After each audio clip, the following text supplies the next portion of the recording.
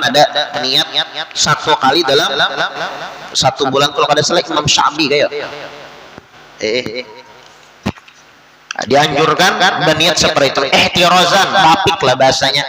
Jadi seumpamanya misalnya kada ingat berniat, atau misalnya puasanya malah kada ingat bersahur melandau, makanya orang berniat tuh mulai habis sembahyang tarawih niat tuh boleh kan, habis tuntung pembukaan mandak niat boleh. Kalau pang niatnya aja jam 2 dahulu kada lewat jam 2 kada boleh berniat kada. Ya kah? Inya sahur tuh sunnah aja, yang wajibnya tuh berniat.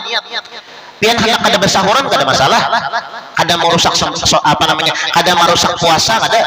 Tapi amun pian kada ingat mandak niat, nah niat puasa nah itu sama godin deh. Kada ingat mandak niat itu biar pian dua rangsang bersahur kada sah. Nah, makanya hati-hati di dalam niat, ya kan, di dalam niat. Ketika kita berpuasa niat, ya kan. Kemudian pulang kita dianjurkan untuk menjauhi daripada pembatal puasa. Pembatal puasa itu kita tahunya cuma makan dan minum, ya kalau padahal pembatal puasa itu terbagi kepada dua. Ada yang membatalkan puasanya, ada yang membatalkan pahala puasa. Nah, seperti menggibah di siang hari bulan Ramadan, memfitnah di siang hari bulan Ramadan, atau sumpah palsu, bersumpah di siang hari bulan Ramadan kada boleh. Atau melihat sesuatu dengan syahwat kada boleh juga. Kada boleh juga. Ini menghilangkan pahala puasa. Nah, ini wajib kita pelajari. Itu dianjurkanlah malam pertama bulan Ramadan itu kita dianjurkan untuk membaca surah Al-Fatah.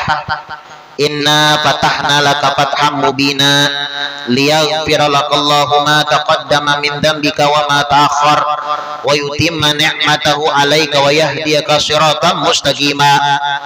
Coba pian karena buka Al-Qur'an, cari di dalam Al-Qur'an surah Al-Fatah, tandai baduhulu.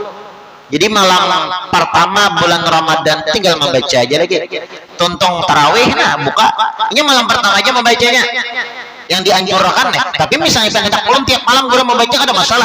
Cuma lebih dianjurkan lagi ujar ulama barang siapa yang membaca surah Al-Fatah di malam pertama daripada bulan Ramadan, maka dijagakan oleh Allah Subhanahu wa taala daripada bala, musibah, bencana di tahun itu.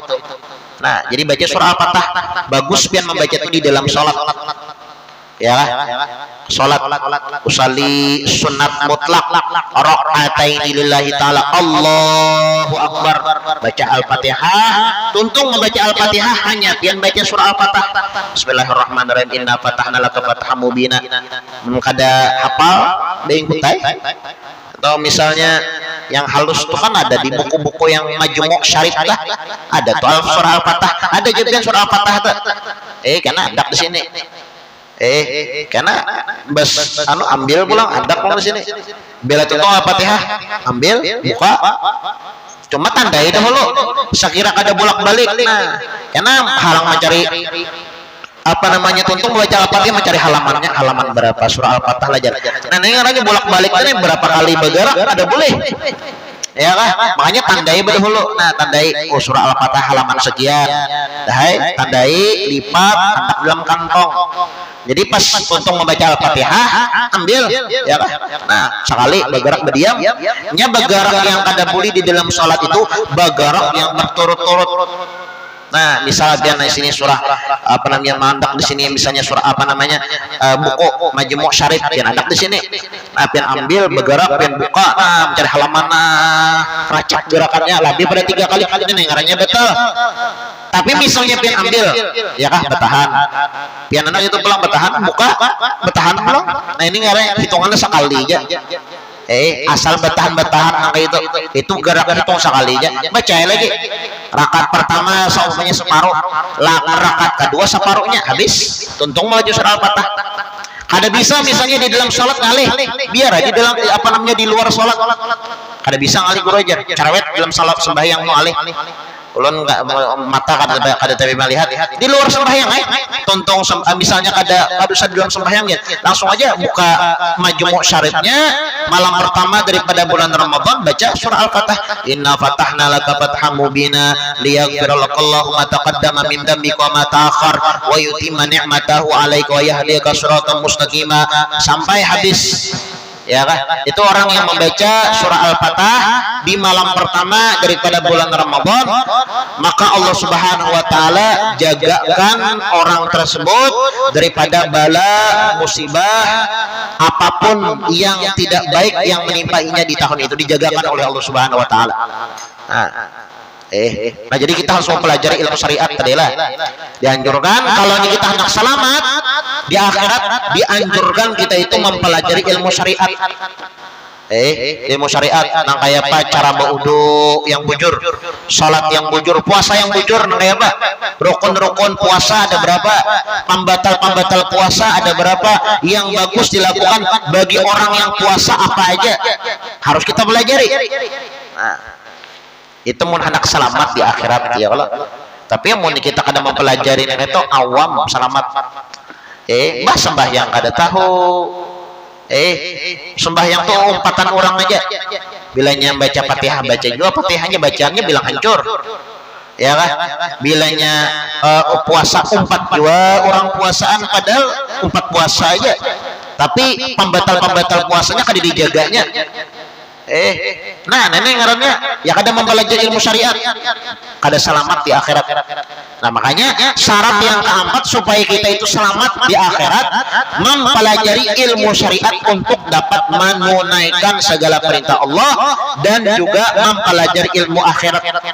Selain kita belajar ilmu syariat, belajar juga ilmu akhirat. Apa ilmu akhirat?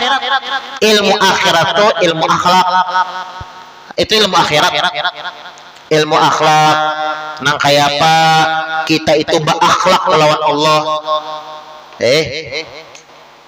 Kalau kita nih belajar ilmu fikih aja, ilmu syariat saja, tapi ilmu akhlak ada belajar ya sembahyang pada bebajuan kada masalah ya Allah, sembahyang nih kada bebajuan kada masalah, yang penting mulai pusat sampai lintuh tak tutup kada masalah, sah menurut syariat.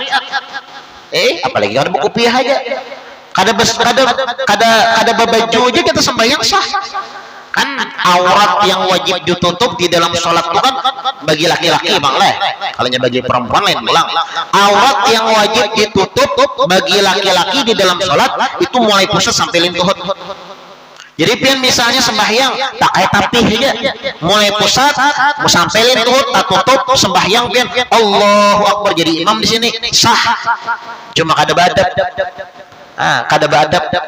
Bilanya ilmu syariat dipelajari, ilmu adab, ilmu akhlak, ilmu akhirat kada dipelajari, ya nak itu jadinya lucu.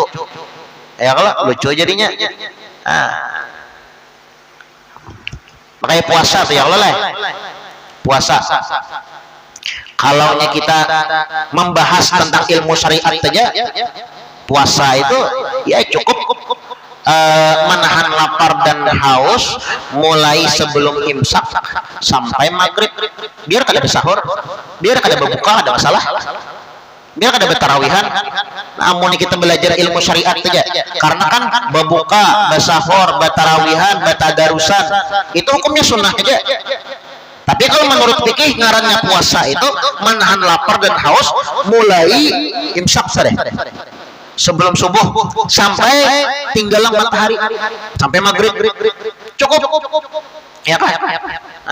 Cuma muka itu deh kada pakai ilmu akhirat, ilmu adab kada tersalah pulang. Jadi kita harus selain kita mempelajari ilmu syariat juga kita dianjurkan untuk mempelajari ilmu akhirat, ilmu adab yang dapat menjamin keselamatanmu di akhirat nanti. Karena ilmu adab itu, ilmu akhirat itu yang dapat menjamin kita selamat di akhirat. Ya, selamat. Oh, Nabi Muhammad pakai apa kelakuan sidin sembahyang nang kayak apa? Nabi Muhammad sembahyang, kita sembahyang Nabi Muhammad nang kayak apa? Menurut syariat seperti ini. Nabi Muhammad pakai apa sembahyang? Oh, sidin Nabi Muhammad bilangnya sembahyang sidin memakai dengan pakaian yang bagus. Ya kan? Belayan pakaian Nabi Muhammad tuh pakaian sembahyang lah, pakaian main kambing lain. Kan Nabi Muhammad bingung kambing. Mengembala kambing ya Allah. Lain Nabi Muhammad.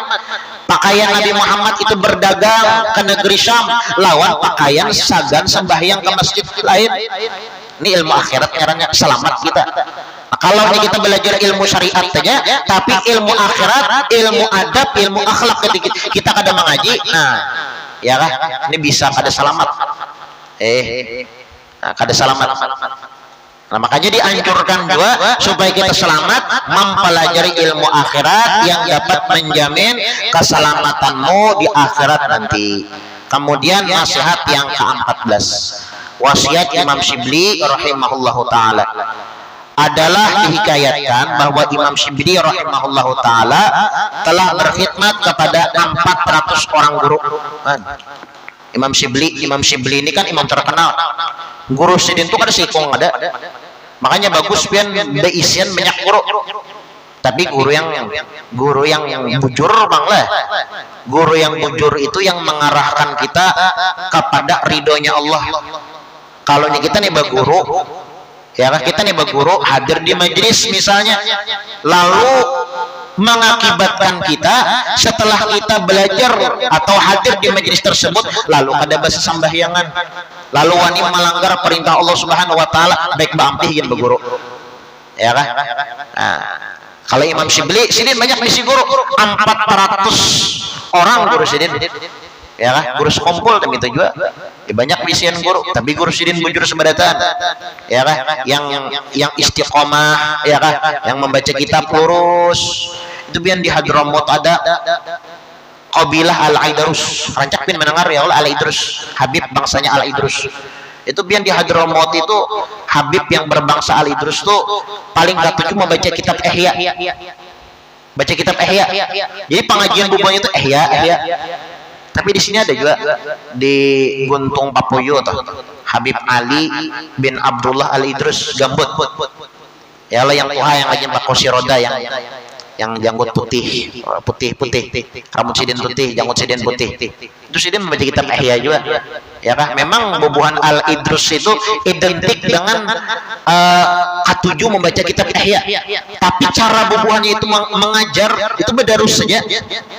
Ya bedarus saja kada pakai penjelasan kada, bedarus ya kan, mengambil berkahnya. Mun kitab Ihya itu pian jelasakan bisa berapa puluh tahun hanya tamat.